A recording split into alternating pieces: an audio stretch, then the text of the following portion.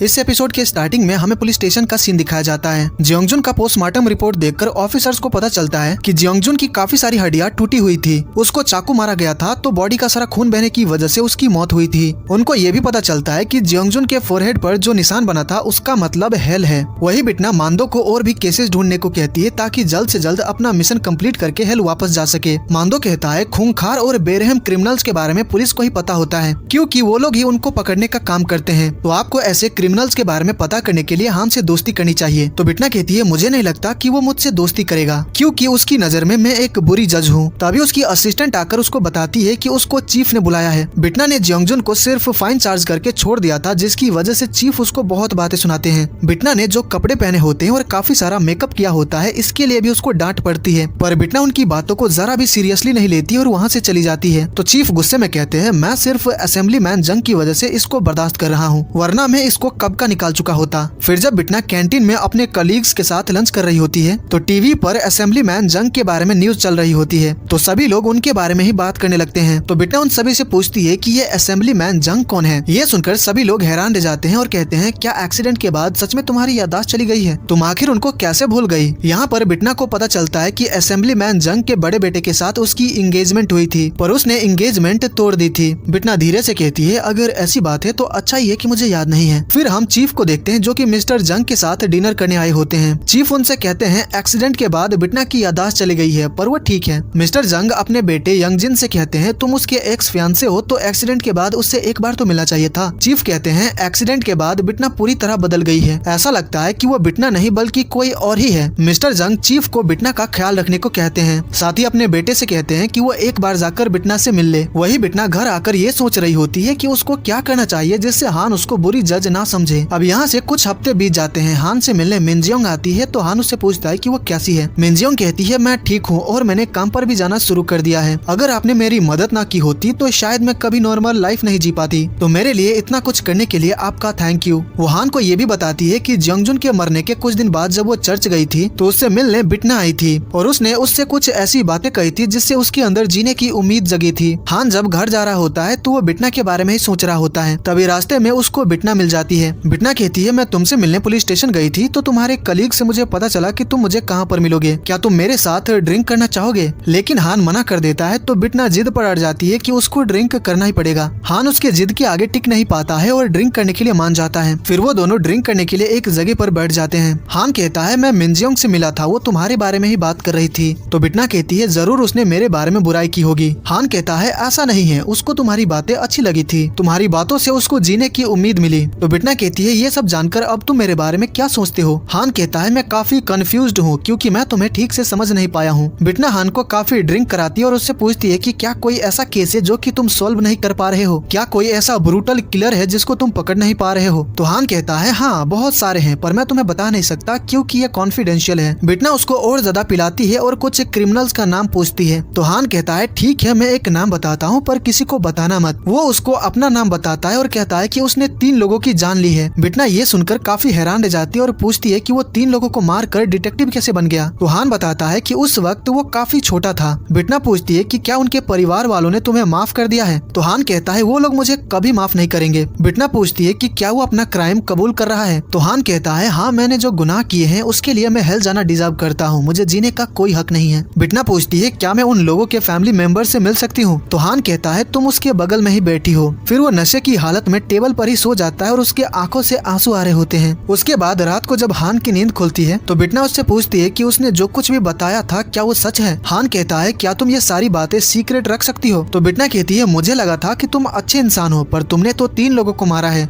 इसीलिए तुम्हें जिंदा रहने का कोई हक नहीं है, तुम सच में हेल जाना डिजर्व करते हो। फिर वो ब्रांड चाकू से उसको स्टैब कर देती है। फिर हमें हान के बचपन का सीन दिखाया जाता है। वो गार्डन में बैठकर अपने मॉम डैड के लिए पेपर से फ्लावर्स बनाता है। फिर जब वो अपने घर पहुंचता है तो उसके मॉम डैड जमीन पर मरे पड़े होते हैं। घर में हर जगह खून बिखरा होता है। ये सब देखकर हान शॉक्ड हो जाता है। तभी वो घर के अंदर एक आदमी को देखता है। हान को समझ आ जाता है कि इस आदमी ने ही उसके मॉम डैड का ब्रूटली मर्डर किया है। वो आदमी हान को मारने के लिए उसकी तरफ बढ़ता है। हान की मॉम अभी जिंदा होती है तो वो हान को भाग जाने को कहती है। Now back to the present. बिटना हान को चाकू मार देती है तो काफी ज्यादा खून बहने की वजह से हान की मौत हो जाती है। बिटना काफी ज्यादा हंसने लगती है और जब वो हान की आत्मा को हेल भेजने जाती है उसी वक्त वहाँ पर बेल आ जाता है। बेल बेल बिटना को बताता है कि हान कोई अपराधी नहीं था, उसने गलत इंसान को पनिश किया। हान फिर से जिंदा तो हो जाएगा पर तुमने गलती की जिसकी तुम्हें सजा भुगतनी होगी। बेल उसकी सजा बढ़ा देता है, अब उसको 1 साल के अंदर 20 क्रिमिनल को हेल भेजना होगा। बिटना मरना नहीं चाहती तो वो मना नहीं कर पाती है। बेल के जाने के बाद हान फिर से जिंदा हो जाता है। उसके बॉडी से जितना भी ब्लड बाहर आया था सब उसकी बॉडी में वापस चला जाता है और चाकू का घाव भी ठीक हो जाता है। हान काफी ज्यादा डरा हुआ होता है और काफी सोच में पड़ जाता है कि आखिर यहाँ पर उसके साथ हुआ क्या था। बिटना उसके सामने आकर अपना हाथ आगे करती है ताकि हान उसको अरेस्ट कर ले। फिर अगले सीन में हम हान और बिटना को पुलिस स्टेशन में देखते हैं और बिटना के हाथों में हथकड़ी लगी होती है। कल रात को क्या हुआ था हान मिस किम और बाकी के ऑफिसर्स को बताता है। मिस किम हान का अल्कोहल टेस्ट लेती है तो मिस किम को पता चलता है कि हान का नशा अब तक उतरा नहीं है। किसी को भी हान की बातों पर यकीन नहीं होता है। उसके कॉलीग्स कहते हैं अगर इन्होंने चाकू मारकर तुम्हें जान से मार दिया था तो तुम जिंदा कैसे हो। हान बार बार कह रहा होता है कि वो सच बोल रहा है पर कोई भी उसकी बातों पर यकीन नहीं करता है। ये सब देखकर बिटना काफी मुस्कुरा रही होती है।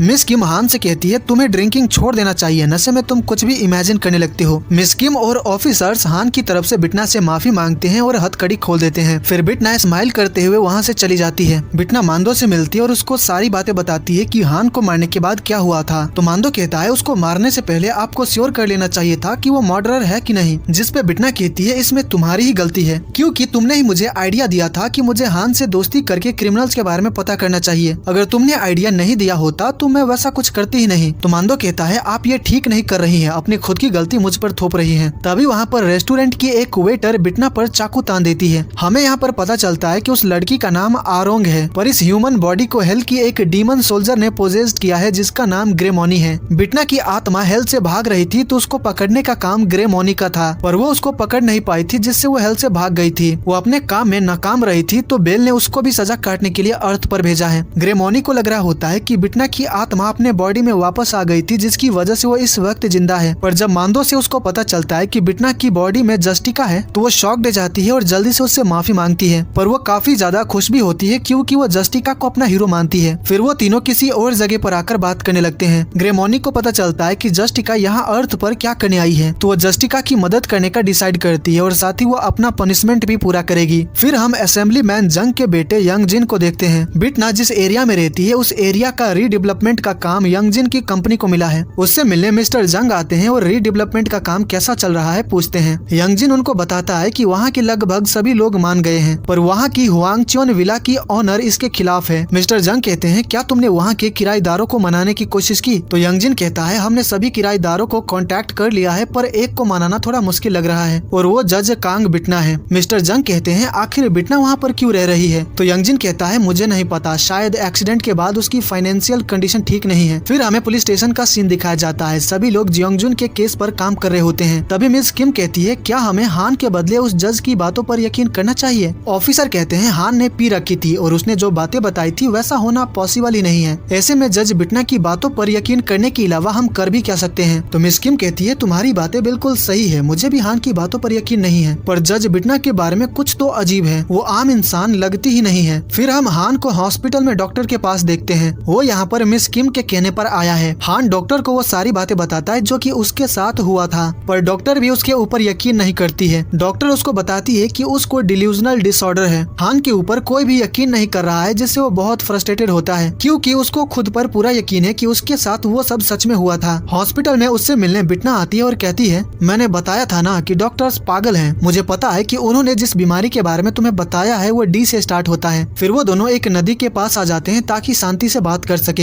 हान उससे पूछता है कि आखिर वो है कौन। तो बिटना उसको बताती है कि उसका नाम जस्टिका है, वो एक डीमन है और हेल से यहाँ पर आई है। उसने जज बिटना की बॉडी को पोजेस्ड किया है जो कि 3 महीने पहले मर चुकी है। जिस पे हान कहता है तुम्हें क्या लगता है कि मैं तुम्हारी इस बकवास बातों पर यकीन कर लूंगा। तो बिटना कहती है तुम्हें तो याद ही होगा कि मैंने तुम्हारे साथ क्या किया था। फिर बिटना अपनी पावर से वही चाकू लाती है जिससे उसने हान को मारा था। पास में सीसीटीवी कैमरा होता है जिसको बिटना अपनी पावर से ब्लास्ट कर देती है। ये सब देखकर हान काफी शॉक्ड और डरा हुआ होता है। हान सारी बातें अपने फोन फोन में रिकॉर्ड कर रहा होता है, पर बिटना जान जाती है तो वो रिकॉर्डिंग उसके फोन से डिलीट कर देती है। हान उससे पूछता है कि क्या उस दिन मुझे मारने के लिए तुम मुझसे मिलने आई थी? तो बिटना कहती है मेरा ऐसा कोई प्लान नहीं था, वो बस एक एक्सीडेंट था जो कि नशे की हालत में मुझसे हो गई थी। जिसके बाद बिटना हान को धमकाती है। वो कहती है अपनी जिंदगी ऐसे जियो जैसे कि कुछ हुआ ही नहीं था। अगर मुझे पता चला कि तुम लोगों को बताते फिर रहे हो कि बिटना ने तुम्हारी जान ली थी तो मैं सच में तुम्हें मार दूंगी, और वैसे भी तुम्हारी बातों पर कोई यकीन नहीं करने वाला, तो अपनी एनर्जी वेस्ट मत करो। इतना कहकर वो चली जाती है। हान काफी ज्यादा फ्रस्ट्रेटेड होता है क्योंकि उसको समझ नहीं आ रहा है कि उसके साथ आखिर ये सब हो क्या रहा है। और यहीं पर ये एपिसोड खत्म हो जाता है। तो गाइस ये एपिसोड आपको कैसी लगी मुझे कमेंट करके जरूर बताइएगा। अगर आपको मेरी वीडियो पसंद आई हो तो इस वीडियो को लाइक कर दीजिएगा और आगे के एपिसोड्स देखने के लिए चैनल को सब्सक्राइब कर लीजिएगा। तो मैं मिलता हूँ आपसे अगले वीडियो में। Take care, bye bye.